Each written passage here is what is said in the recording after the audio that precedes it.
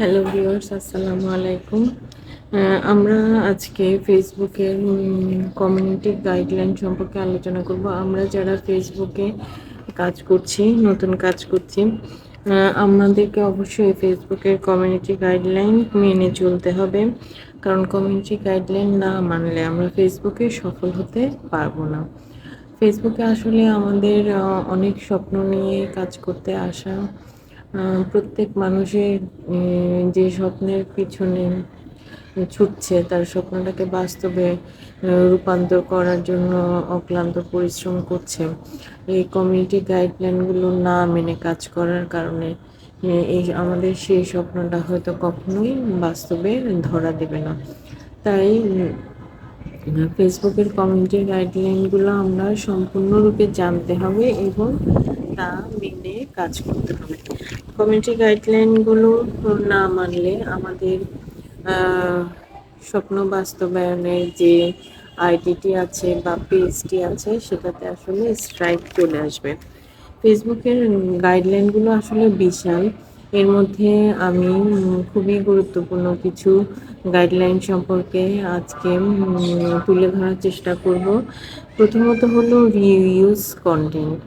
আমরা দেখা যায় কোনো একজন কন্টেন্ট ক্রিয়েটর ডুয়েট ভিডিও বানিয়েছে যেটিতে খুব ভাইরাল হয়েছে।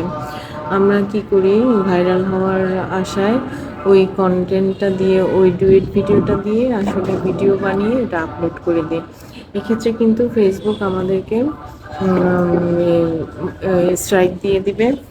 তারপরে হলো সেন্সিটিভ কন্টেন্ট, যেমন কোনো ভিডিওতে গালাগালি আছে বা বাজে ওয়ার্ড ইউজ করা কন্টেন্ট আছে, সেগুলো আমরা দেখাতে পারবো না। বা কোনো ভিডিওতে একটা সিংহ বা বাঘ একটা কৃষককে বা একটা ছেলেকে খেয়ে ফেলছে, এগুলো দেখানো যাবে না।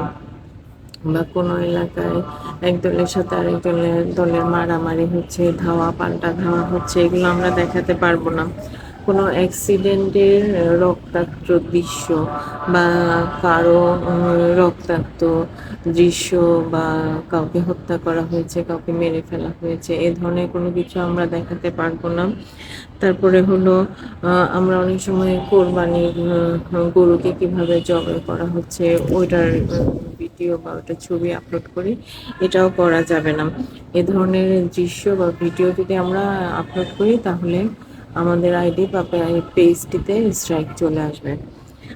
আরেকটা গুরুত্বপূর্ণ বিষয় হলো আমরা আমাদের পার্সোনাল ইনফরমেশন আছে এমন আইডিগুলো আমরা ফেসবুকে শো করতে পারবো না বা এগুলোর ভিডিও আপলোড করতে পারবো না।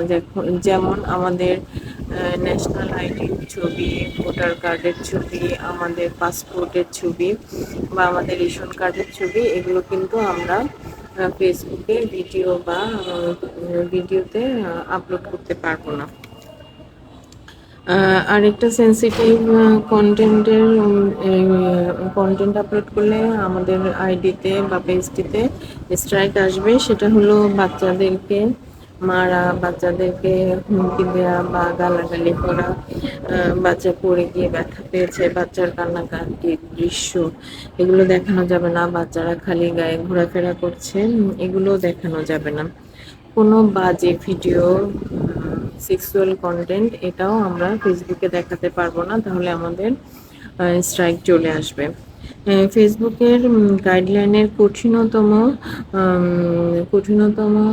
অধ্যায় হলো ফেসবুকে আরেকটি কঠিনতম গাইডলাইন হলো ফেসবুকের আরেকটি কঠিনতম গাইডলাইন হলো কপি পেস্ট কন্টেন্ট। এর উপরে যেমন কারো ভিডিও, আচ্ছা, ফেসবুকের কপি পেস্ট কন্টেন্টের উপরে কঠিনতম গাইডলাইন রয়েছে। আমরা কারো ভিডিও বা কারো কন্টেন্ট সরাসরি কপি করে আমাদের পেজ বা আইডিতে ভাইরাল হওয়ার জন্য আপলোড করতে পারবো না। কারো ভাইরাল ভিডিও পোস্ট করতে পারবো না, তাহলে আমাদের কপিরাইট ইস্যু চলে আসবে। আমরা ডুয়েট ভিডিও বানাতে পারবো, কিন্তু এটা আমাদের মনিটাইজেশন পাওয়ার পরে। আর ডুয়েট ভিডিও বানানোর ক্ষেত্রে আমাদের অরিজিনাল ভিডিওটা 50% থাকলে আর আমাদের অন্যের ভিডিওটা থাকবে 50%। এভাবেই আমরা ডুয়েট ভিডিওগুলো আপলোড করব। ধন্যবাদ ভিউয়ার্স। আমার ভিডিওটি ভালো লেগে থাকলে একটি লাইক দিবেন এবং আমার আইডিটিতে ফলো দিয়ে পাশে থাকবেন।